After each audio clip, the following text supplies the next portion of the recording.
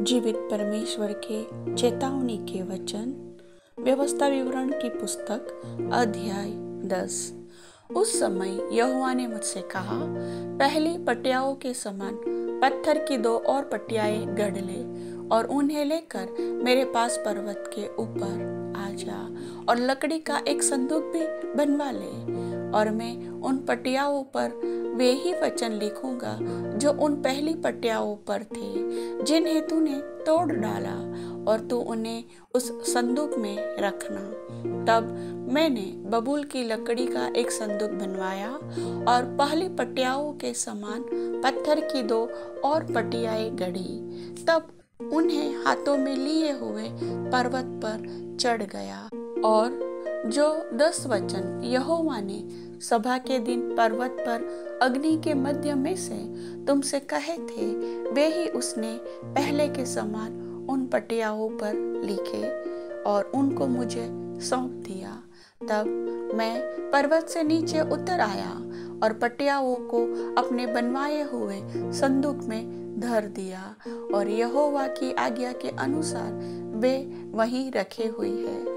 तब इज़राइली याकानियों के कुओं से कुछ करके मोसेरा तक आए। वहां हारून मर गया और उसको वहां मिट्टी दी गई, और उसका पुत्र इलियाजर उसके स्थान पर याजक का काम करने लगा। वे वहीं से कुछ करके गुदगोदा को और गुदगोदा से योतबाता को चले। इस देश में जल की नदियां हैं। उस समय यहोवा ने लेवी गोत्र को इसलिए अलग किया कि वे यहोवा की वाचा का संदूक उठाया करें और यहोवा के सम्मुख खड़े होकर उसकी सेवा टहल किया करें और उसके नाम से आशीर्वाद दिया करें, जिस प्रकार की आज के दिन तक होता आ रहा है। इस कारण लेवियों को अपने भाइयों के साथ कोई निज अंश या भाग नहीं मिला। यहोवा ही उनका निज भाग है, जैसे कि तेरे परमेश्वर यहोवा ने उनसे कहा था। मैं तो पहले के समान उस पर्वत पर 40 दिन और 40 रात ठहरा रहा, और उस बार भी यहोवा ने मेरी सुनी और तुझे नाश करने की मनसा छोड़ दी। फिर यहोवा ने मुझसे कहा, उठ और तू इन लोगों की अगुवाई कर, ताकि जिस देश के देने को मैंने उनके पूर्वजों से शपथ खाकर कहा था, उसमें वे जाकर उसको अपने अधिकार में कर ले। अब है इज़राइल, तेरा परमेश्वर यहोवा तुझसे इसके सिवाय और क्या चाहता है कि तू अपने परमेश्वर यहोवा का भय माने और उसके सारे मार्गों पर चले, उससे प्रेम रखे और अपने पूरे मन और अपने सारे प्राण से उसकी सेवा करे। और यहोवा की जो जो आज्ञा और विधि मैं आज तुझे सुनाता हूँ, उनको ग्रहण करे, जिससे तेरा भला हो। सुन, स्वर्ग और सबसे ऊंचा स्वर्ग भी और पृथ्वी और उसमें जो कुछ है वह सब तेरे परमेश्वर यहोवा ही का है। तो भी यहोवा ने तेरे पूर्वजों से स्नेह और प्रेम रखा, और उनके बाद तुम लोगों को, जो उनकी संतान हो, सब देशों के लोगों के मध्य में से चुन लिया, जैसा कि आज के दिन प्रकट है।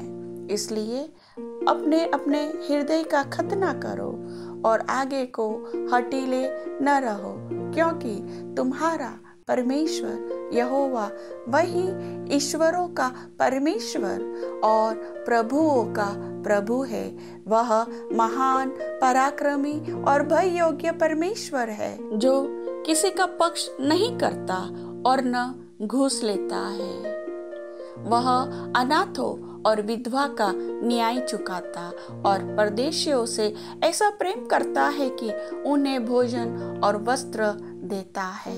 इसलिए तुम भी परदेशियों से प्रेम भाव रखना, क्योंकि तुम भी मिस्र देश में परदेशी थे। अपने परमेश्वर यहोवा का भय मानना, उसी की सेवा करना और उसी से लिपटे रहना और उसी के नाम की शपथ खाना।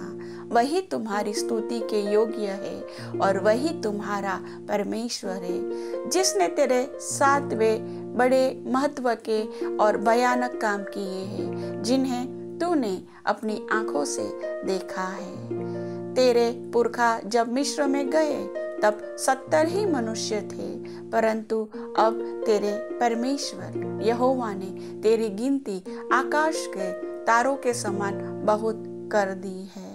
पिता परमेश्वर वचन के सुनने वाले सभी भाई बहनों को वचन समझने के लिए समझ, बुद्धि, ज्ञान की आत्मा दे और परमेश्वर की पहचान में बढ़ाए।